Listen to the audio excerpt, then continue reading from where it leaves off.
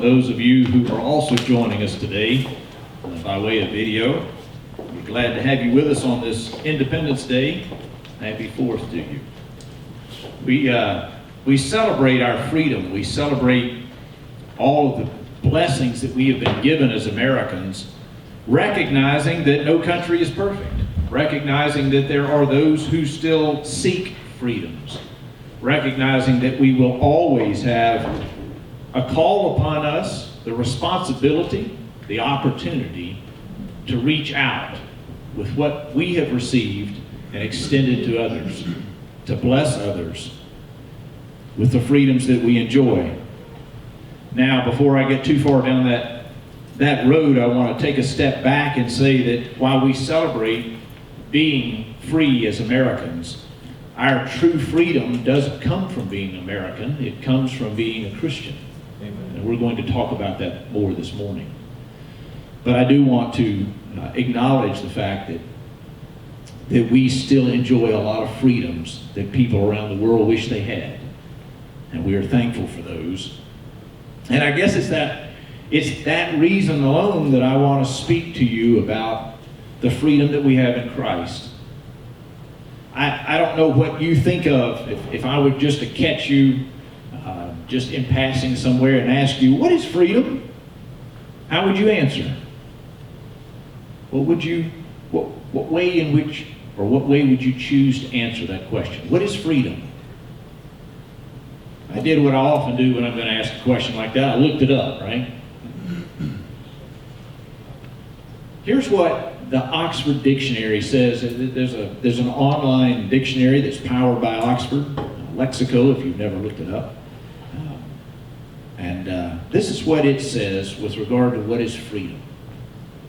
The power or right to act, speak, or think as one wants without hindrance or restraint.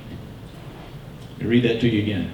The power or right to act, speak, or think, pretty well covers it, right? To act, speak, or think as one wants without hindrance or restraint. Now, in theory, that really would be freedom. Nothing that would prohibit us from acting, speaking, or thinking in whatever way we want. And yet we recognize we're not the only one on the planet. We live among other people who also have freedom. And if we pay any attention at all to how we gained freedom in this country, we would have to acknowledge the fact that it comes through sacrifice. Sacrifice people were willing to make on our behalf, even though they didn't know us several hundred years ago.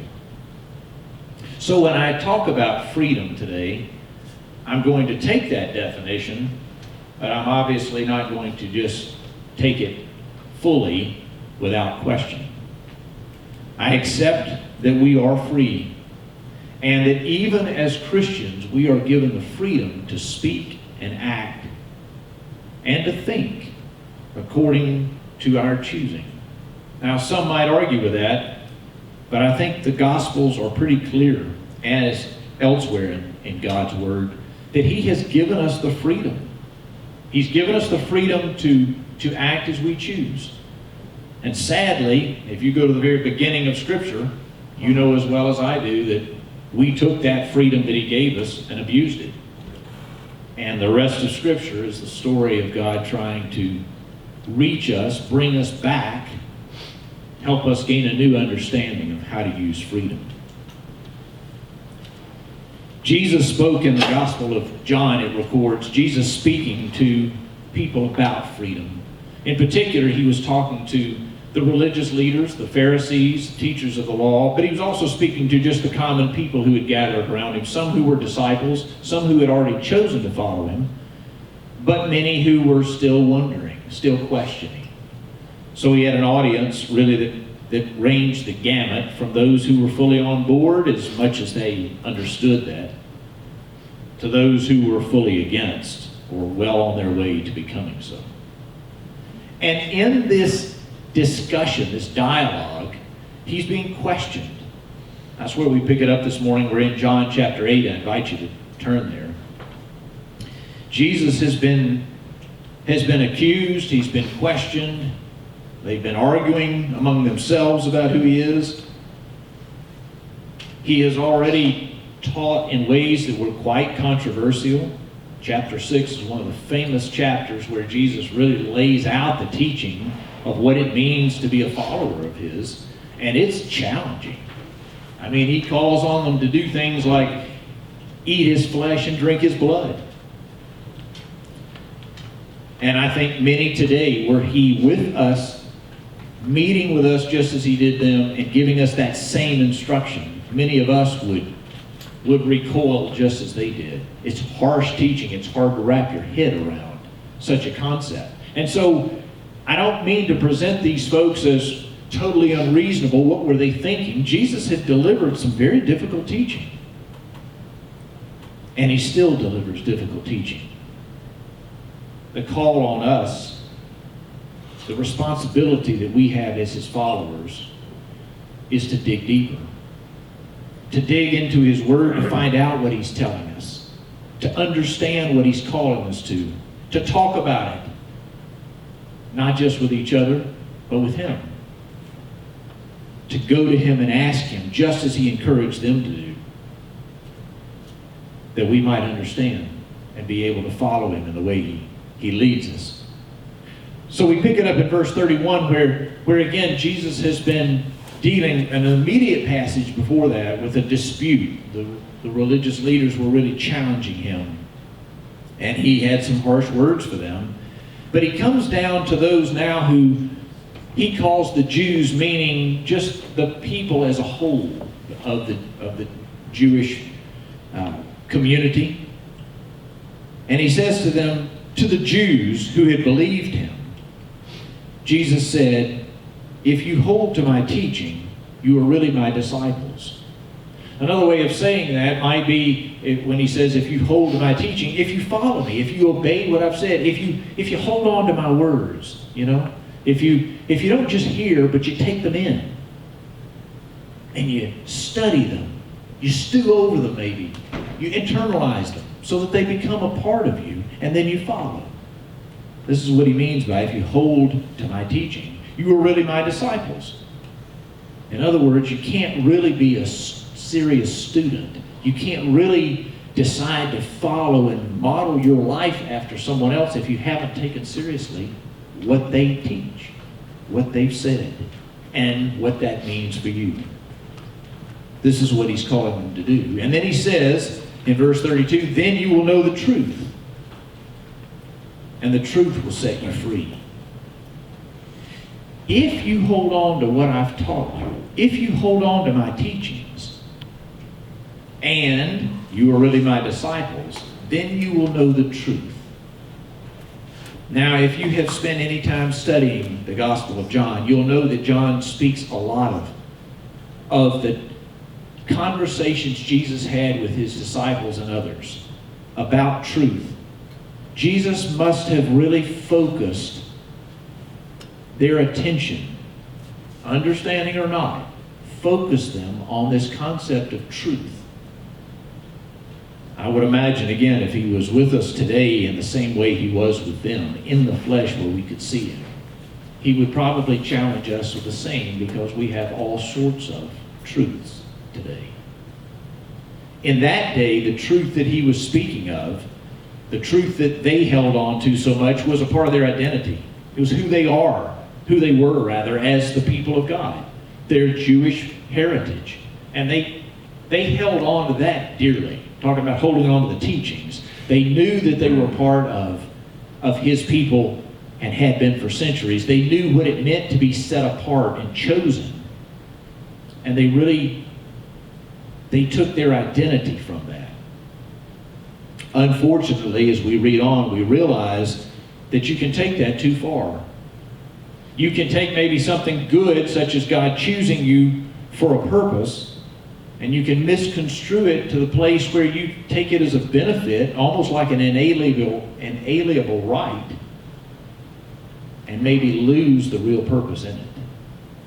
We've talked about that before in here, but I'm going to mention it again to you today simply because it had a profound influence on those first hearers of Jesus.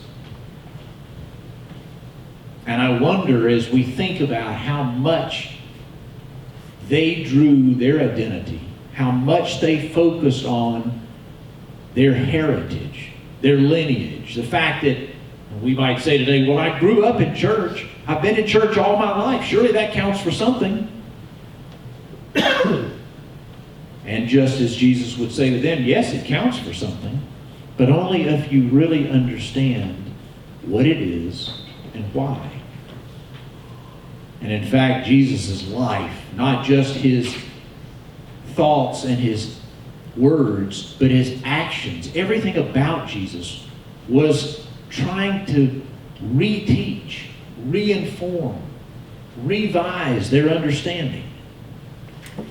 And he's growing increasingly anxious about them getting his word.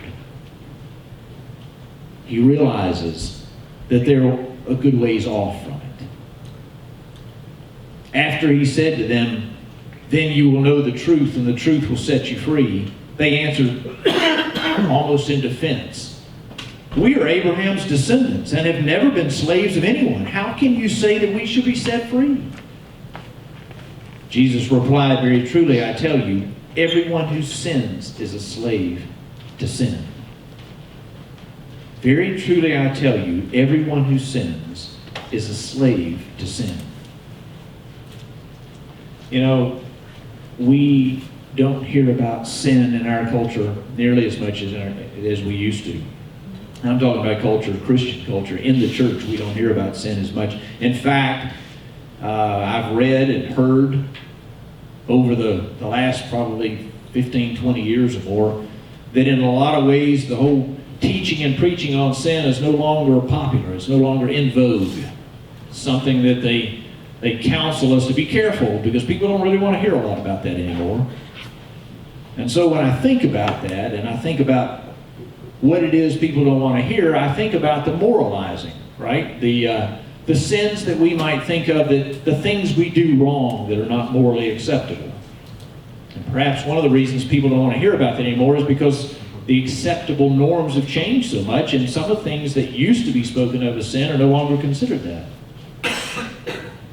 Well, just as those Jews, just as those people that were Jesus' first hearers would have argued with his assertion that they could be set free, that they would be set free, thinking they already are, just as they would argue in their minds, if not out loud, with this whole assumption, we too might argue, well, Lord, we don't do a lot of those awful things that non-Christians do, that sinners do, that heathens do, whatever word you want to use. We don't do those things, so surely you must be talking to the bad people, right? Listen carefully what Jesus says. Very truly, I tell you, everyone who sins is a slave to sin. Now, a slave has no permanent place in the family, but a son belongs to it forever. So if the Son sets you free, you will be free indeed. Somehow, Jesus is seemingly turned from this conversation of sinning and sins to whether or not we belong to a family. He likens it to the difference in a slave to a family and a child to the family. What in the world is he talking about? He continues on, I know that you are Abraham's descendants. In other words, I know that you are children of the promise. I know that you have held on to what you were told and that you still believe.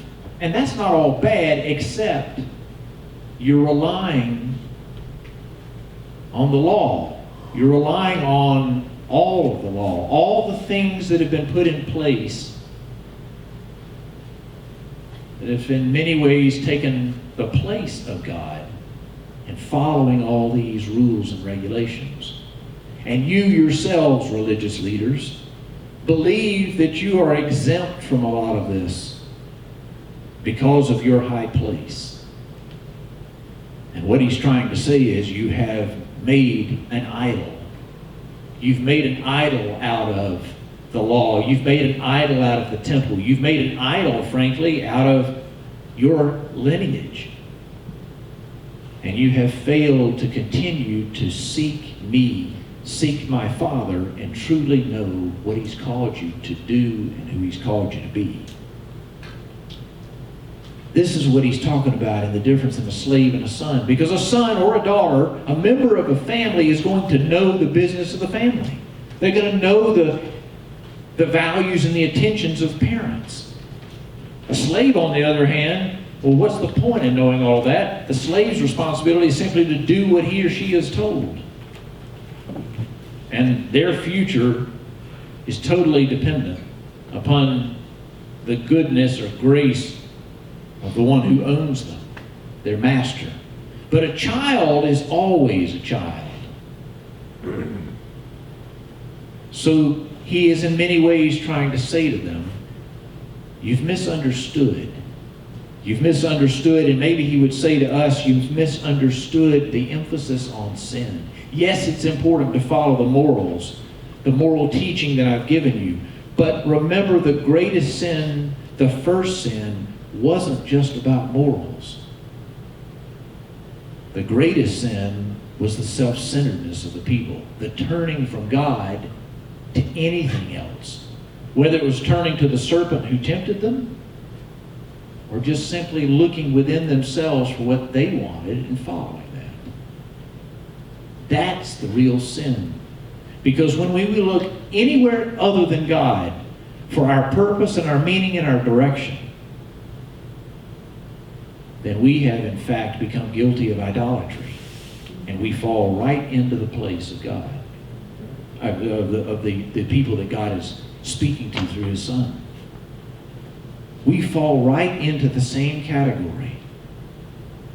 Because when we turn our eyes off of God, when we turn our attention away, when we turn our listening ear for the purpose of following and obeying, away from God to anything else, no matter how good it may seem, we begin to go down the slippery road of idolatry. And that is what he's speaking of when he talks about slavery to sin. Now, you know as well as I do, I don't have to call on you and I don't have to give examples. There's not a one of us in here, not a one of us listening that doesn't understand what sin is in our own lives. Not just the sin I'm talking about, but also the moral sins. There's not a person listening to this that doesn't have some sense of guilt or shame and recognizing that I am not who I want to be, who I could be, and for those of us who are Christian, who Christ wants us to be. Jesus goes on to say, you're looking for a way to kill me because you have no room for my word. I'm telling you what I have seen in the Father's presence, and you are doing what you have heard from your Father. The implication to them is a harsh criticism. The implication to them when he says you're looking to your Father is a Father other than God the Father. And any other father falls short. In particular, he's going to go on to challenge them about this idolatry. I bring this up today in the context of freedom.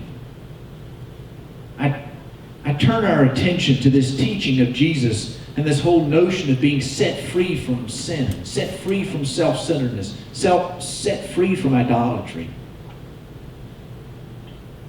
Because, again, we live in a land that really is no longer interested in sin as such because we accept so many different truths. You've heard as much as I have. Hey, what's true for you? Well, that's fine. As long as what's true for me, I can do. And we don't get in each other's business. Jesus is speaking of truth here. It's not that kind of truth. Jesus is not talking about a set of beliefs or propositions or values that we hold. Jesus is talking about the ultimate reality and truth, and he's talking about God. And so when he says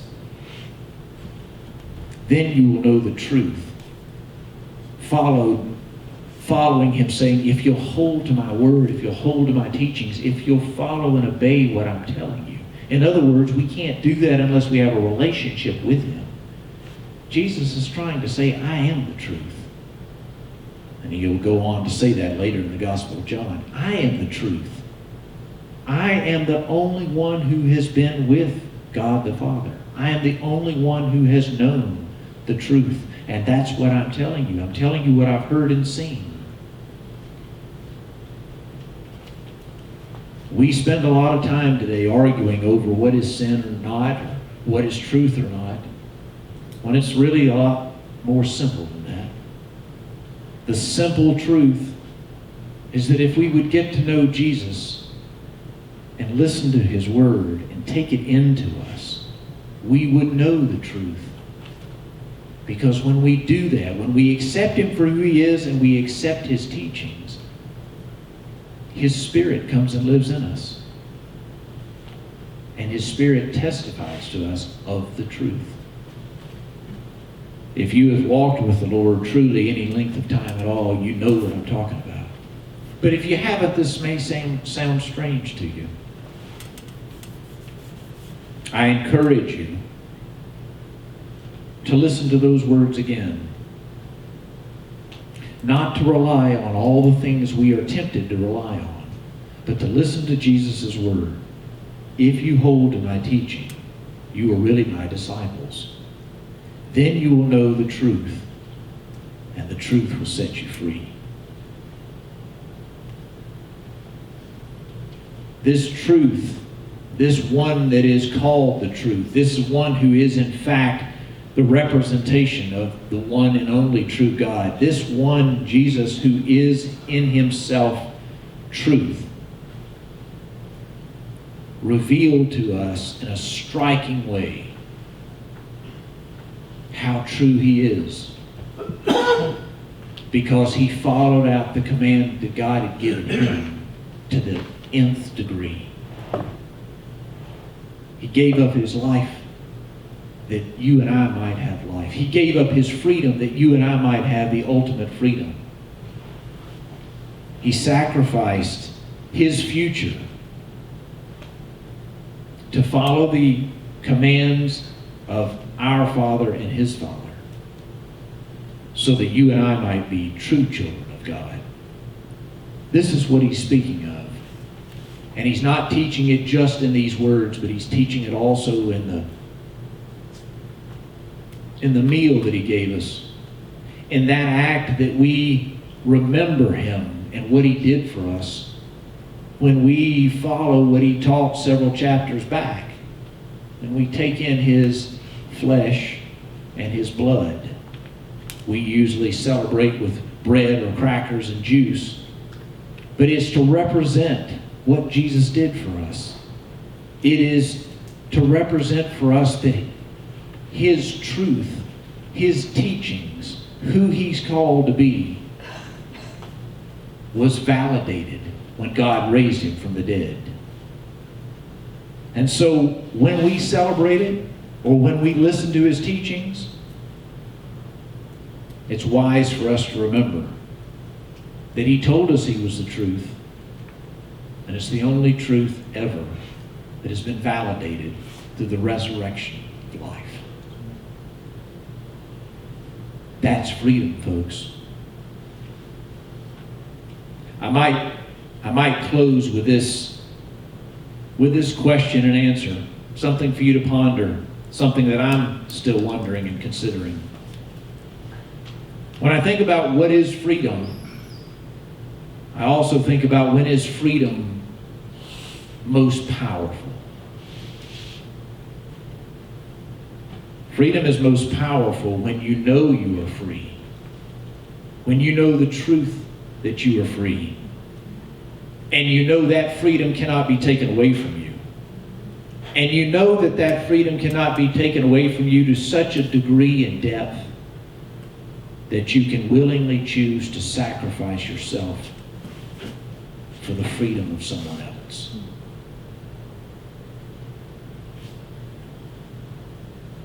Jesus followed that literally, giving up his life, his freedom for others. But he calls you and me, his disciples, to give up our freedom, to be willing to lay down our lives, to sacrifice our freedoms, that other people might know the truth, that they might see in our willingness to sacrifice for the good of others, to set aside all the things we so greatly want, to give them the opportunity to see his truth in us. I encourage you today, those of you especially who are true disciples of Jesus, to ask yourself, like I'm asking myself, Lord, in this coming week, as I'm coming and going and meeting different people, as I'm carrying out the responsibilities that I have, what is it that you're calling me to? In what way are you asking me to sacrifice what I've been given? To sacrifice myself, that somebody else might come to know you for who you really are. As I celebrate freedom today and tomorrow and maybe this coming week, am I willing to lay down some of my freedom that someone else might actually get to know the freedom that is offered to them? The true freedom, the truth of Jesus Christ.